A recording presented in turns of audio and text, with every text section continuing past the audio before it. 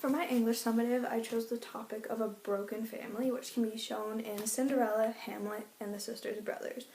So my thesis is, by definition, a broken family consists of a biological family who has been separated for specific reasons.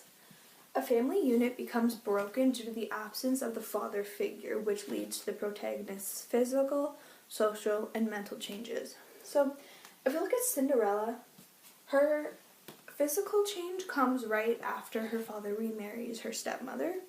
So at the beginning, we see her as a pretty young girl who's wearing the nicest clothes and always looks really nice. And then once her father gets married, we see her start to transform into someone who's not as clean. So there's one part in the story where it says that she's given the meanest work. So that includes washing the dishes, cleaning up, folding clothes, cleaning the chimney, which leaves her really, really dirty. So as Cinderella starts to change into this other person, she wants to tell her dad what's been happening, but she's scared that her dad's just gonna rattle her off or shake off what she says and not believe her because her stepmother controls her father. So Cinderella keeps it to herself, but once the ball comes around, she asks if she can go. She asks her stepmother, and her stepsisters laugh at her, saying, "No one's going to want to see you, you're really dirty, you don't have any nice clothes, no one's going to want to dance with you." So this just leads to Cinderella's isolation and her social change. So if you look at Ophelia, her physical change comes right after her father's death or his murder. And this causes her to not care about her appearance. She's mourning her father's death. She doesn't care what she looks like. She was running around the castle with no shoes on. Her hair was a mess. Her dress had dirt and it was all torn up. And she was dirty. So she had no one else to take care of her. Her brother was off at school and her father had just died. So there's no one around, family-wise, to take care of her, so she let her appearance go. She wasn't bathing, she wasn't brushing her hair. She didn't look like the pretty young, innocent girl who she was at the start of the story. And, this just causes a bunch of more problems for her with her social change and her, mental change. So then Charlie, his biggest physical change is right after he murders his own father. He starts and becomes this buff guy who's not gonna put up with anyone's stuff. He becomes a contract killer. There's one part of the story where Eli has a toothbrush and Charlie tries to brush his teeth for the first time, and it leaves him with this sensation of cleanliness, which he hasn't had ever since he started to become a contract killer. And then him becoming a contract killer leads to his social isolation from people and his mental change. So for social change, they're all the protagonists' social changes start after all of their physical changes have happened. So with Cinderella, she's already dirty and gross kind of. She still has her pretty face, but she's covered in dirt. So her social change is every time she's done her chores, she just goes and she'll hide by the chimney after she's just cleaned it, which is why they called her Cinder Breach, but her one stepsister gave her the nicer name of Cinderella. So she's isolating herself from her family, and then when she goes to the ball, her fairy godmother says she's not going to be in her poor clothes, so she gives her new clothes. She gives her new hair, she gives her everything that she needs to become successful. But that's really isolating herself from what is actually happening in her life. The prince falls in love with her because of what she's not what she's wearing, but she feels if he knew what she actually was, he wouldn't love her the way he has before. And nothing would be the same if he found out what she actually looked like, which was not true in the end. Ophelia, so her social change is she starts to become crazy due to her father's death.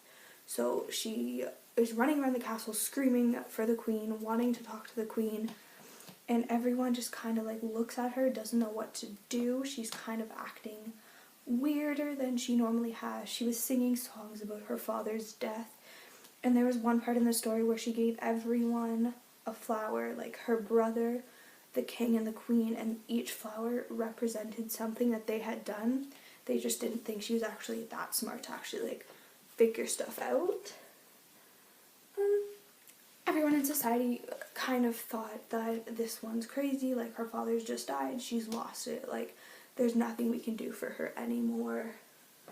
And then Charlie, his social change, after he became a contract killer, he got disowned by his mother, like he wasn't allowed to live there. So him and his brother Eli went on the road and became contract killers.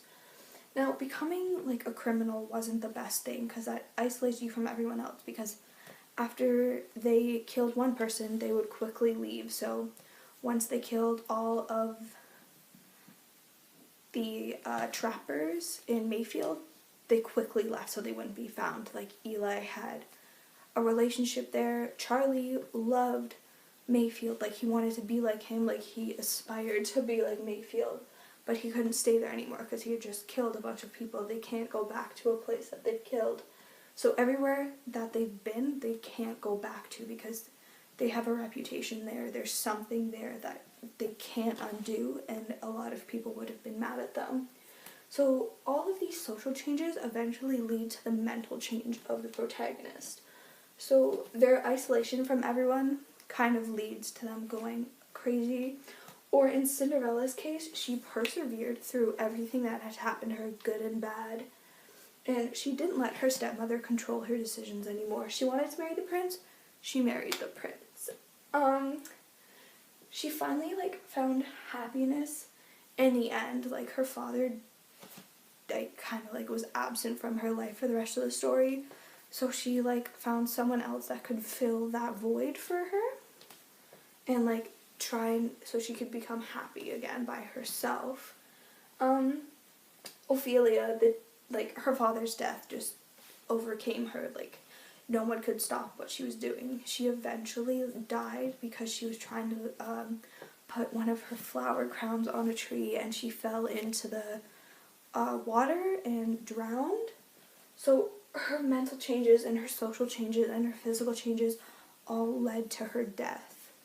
And then for Charlie, his anger and greed caused him to not talk to anyone and kind of just do what he had to do to get what he wanted, which led to like his own self-destruction, how he was being greedy to try and pour that last barrel of oil into the river so he could get the gold, which ended up falling on his arm and like kind of like corroding it, and he eventually got an infection that they had to cut his arm off.